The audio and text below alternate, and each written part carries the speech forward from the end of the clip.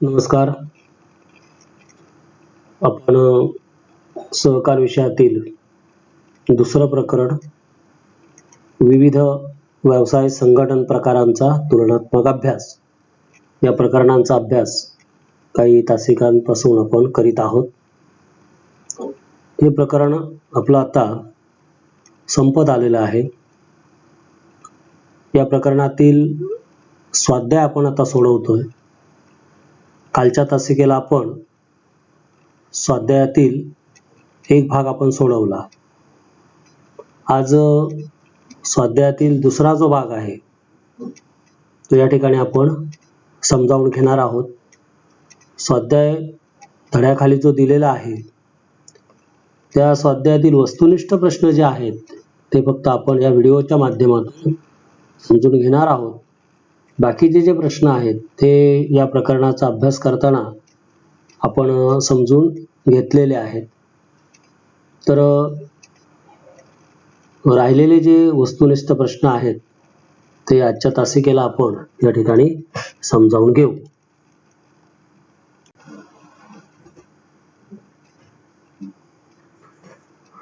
आता प्रश्न जो आहे तो म्हणजे खालील विधाने पूर्ण करा अशा स्वरूपाचा आहे.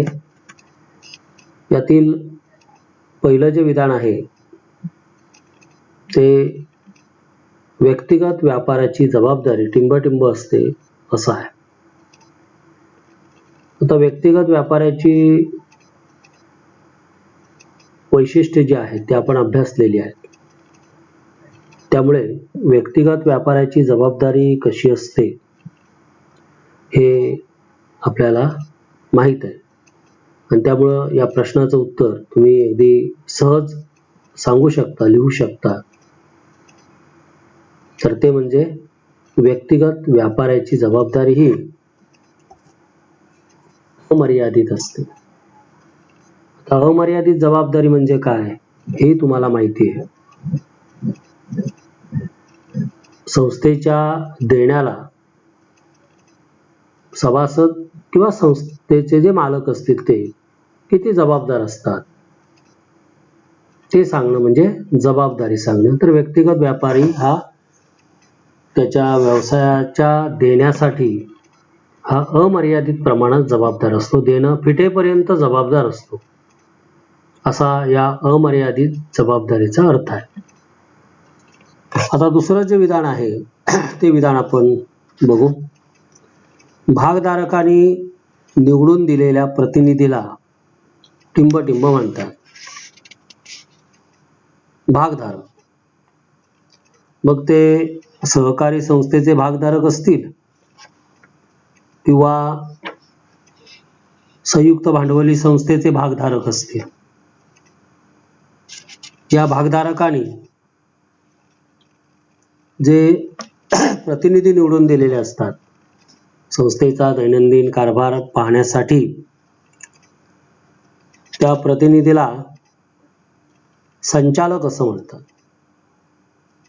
त्यामुळे या विधानाचं आपण उत्तर लिहिताना संचालक असं लिहिणार आहोत. त्या ठिकाणी तिसरं विधान आलेलं आहे. सहकारी संस्थेच्या स्थापनेसाठी किमान टिंबटिंब व्यक्तींची आवश्यकता असते. आपण ज्या व्यवसाय संघटना अभ्यासल्या त्यामध्ये व्यक्तिगत व्यापारी संस्था स्थापन करायची असेल तर किमान एक व्यक्ती ही आवश्यक असते.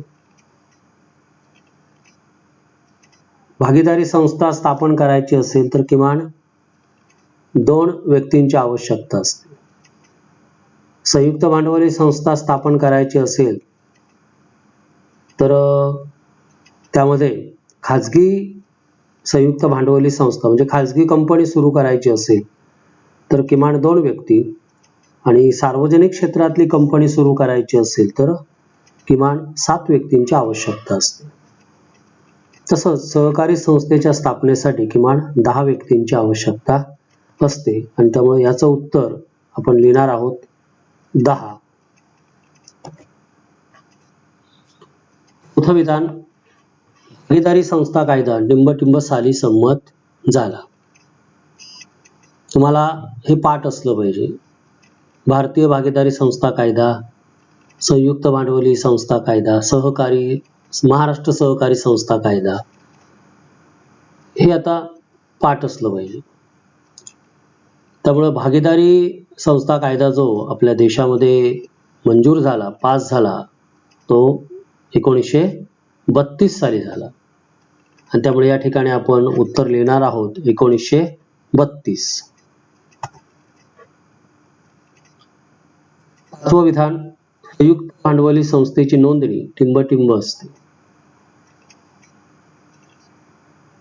भागीदारी संस्था असू दे, सहकारी संस्था असू दे, संयुक्त भांडवली सहकारी संस्था असू दे, यांची नोंदणी ही कायद्यानं करावी लागते.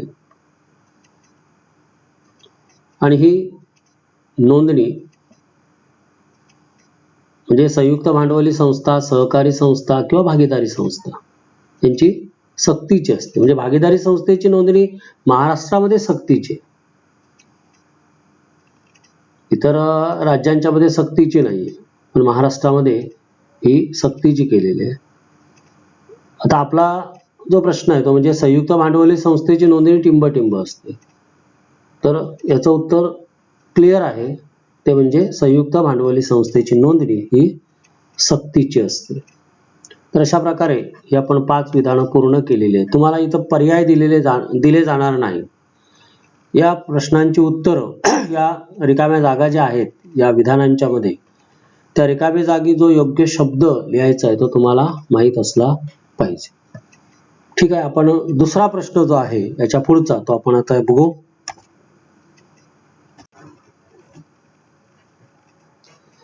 अचूक पर्याय निवडा अशा प्रकारचा प्रश्न आहे. इथं तुम्हाला 5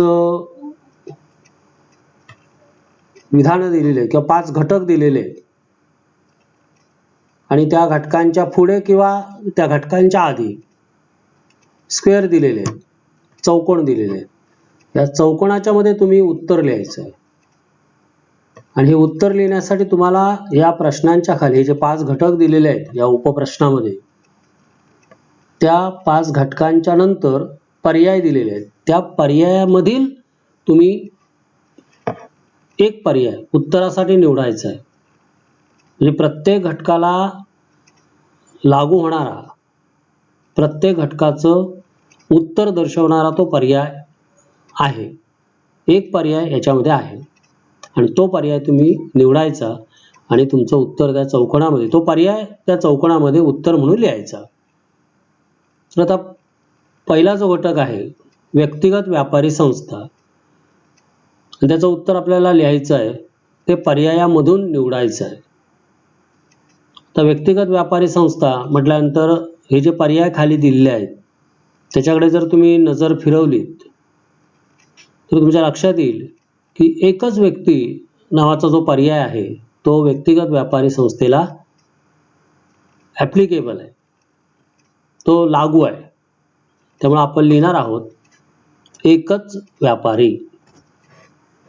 व्यक्तिगत व्यापारी संस्था ही एका व्यक्तीने सुरू केलेली असते, एकाच व्यक्तीच्या ती मालकीची असते, एकच व्यक्ती त्या व्यवसायाला जबाबदार असतो, त्या व्यवसायाचं व्यवस्थापन बघतो, एकच व्यक्ती त्या व्यवसायाचं नियंत्रण करते, नियमन करते.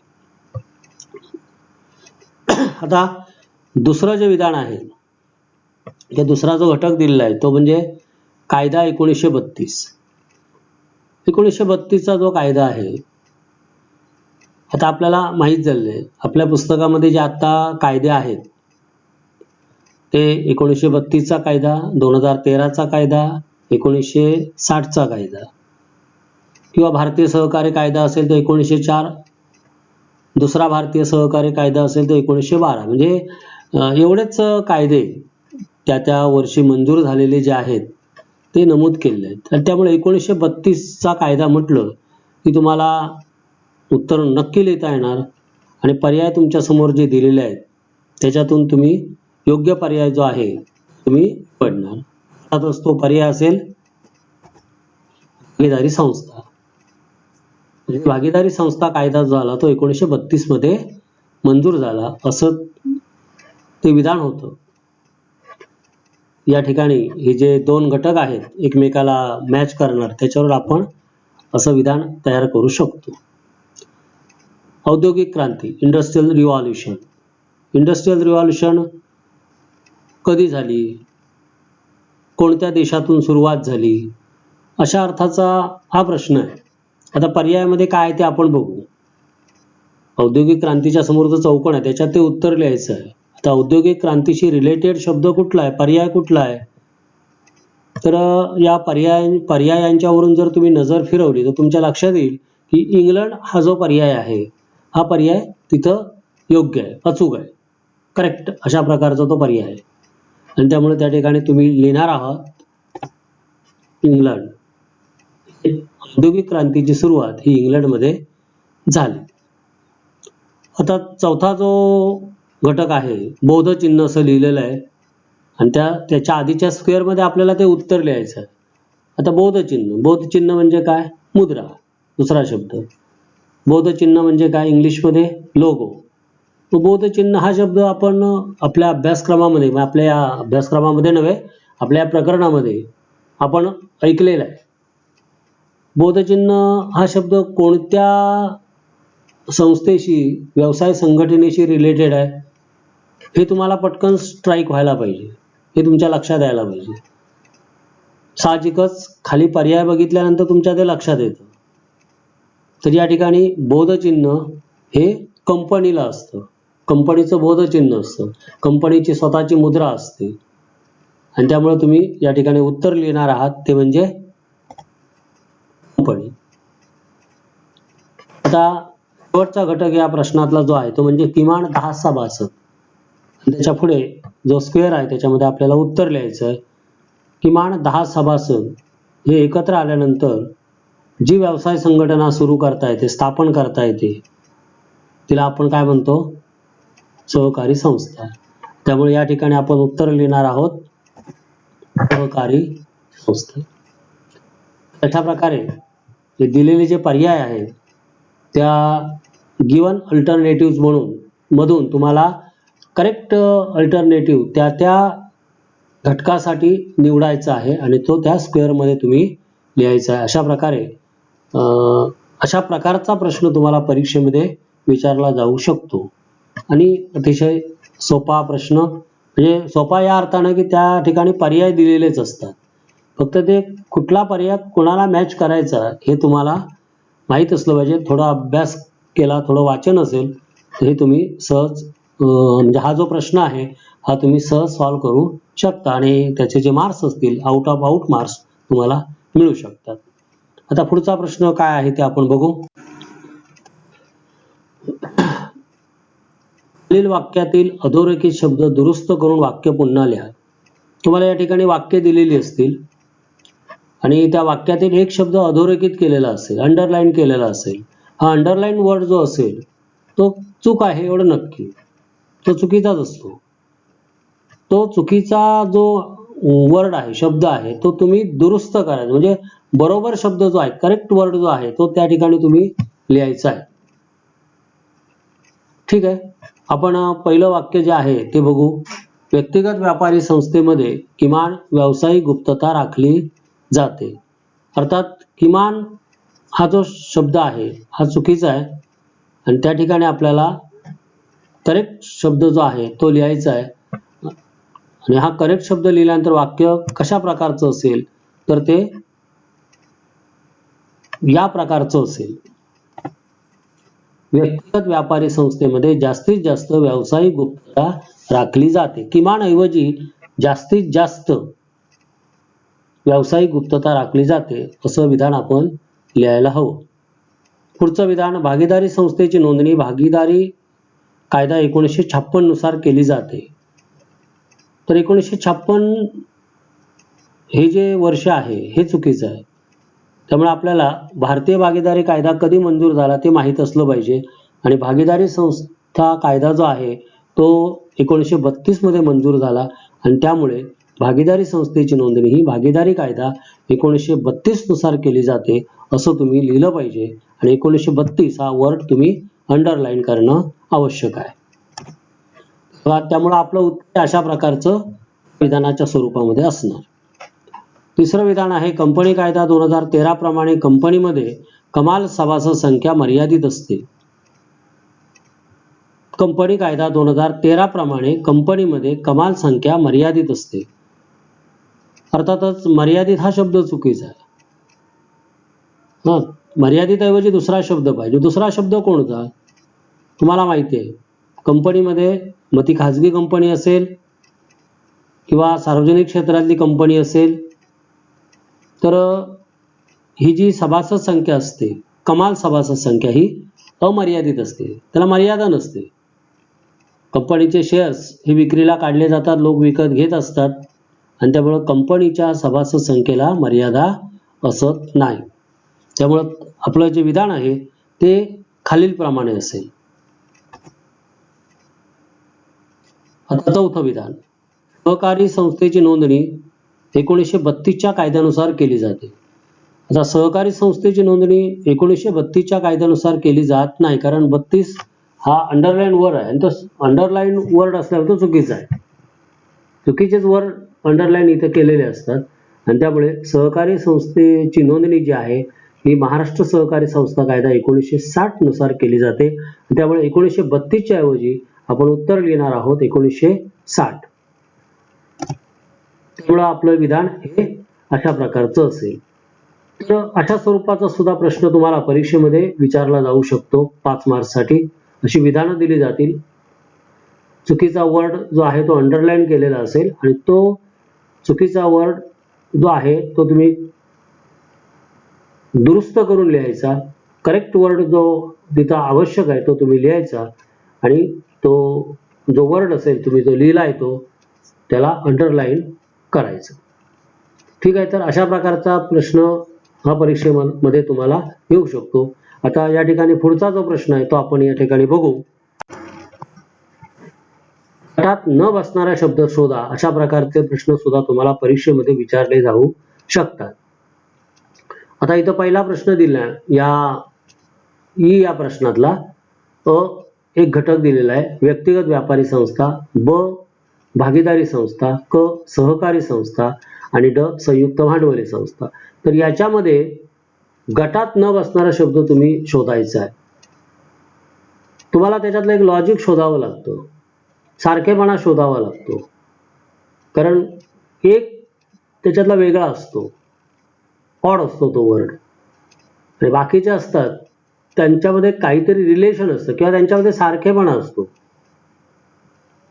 तर हा जो प्रश्न आहे या प्रश्नाचं उत्तर आहे व्यक्तिगत व्यापारी संस्था. तर व्यक्तिगत व्यापारी संस्था त्या गटात का बसत नाही?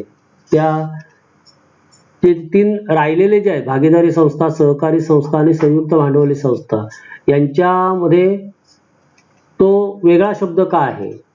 हे वेगळे शब्द, तो वेगळा शब्द, हे 3 शब्द एकत्र म्हणजे एका गटामध्ये येतात आणि व्यक्तिगत व्यापारी संस्था त्या गटात बसत नाही, असं का? याचं कारण असं आहे, भागीदारी संस्था, सहकारी संस्था आणि संयुक्त भांडवली संस्था यांच्याशी संबंधित कायदे आहेत. भागीदारी संस्था कायदा आहे 1932चा, सहकारी संस्थेशी संबंधित कायदा आहे 1960चा आणि संयुक्त भांडवली संस्थेशी संबंधित कायदा आहे तो 2013चा. व्यक्तिगत व्यापारी संस्थेच्या बाबतीत अशा प्रकारचा कायदा नसल्यामुळे ही जी संस्था आहे ती संस्था आपण त्या गटात बसत नाही, असं आपण या ठिकाणी उत्तर लिहिलेलं आहे. आता पुढचा प्रश्न आपण बघू. दुसरा प्रश्न आहे 1932चा कायदा, 1960चा कायदा, 2013चा कायदा आणि 1950चा कायदा. तर याचं उत्तर जे आहे ते म्हणजे 1950चा कायदा. आता 1932चा जो कायदा आहे तो भागीदारी संस्थेशी संबंधित आहे. 1960चा कायदा आहे तो सहकारी संस्थांशी संबंधित आहे. तो 2013चा कायदा जो आहे तो कंपनीशी संबंधित आहे. तर 1950चा जो कायदा आहे तो अन्य कुठल्या तरी एखाद्या क्षेत्राशी संबंधित असावा.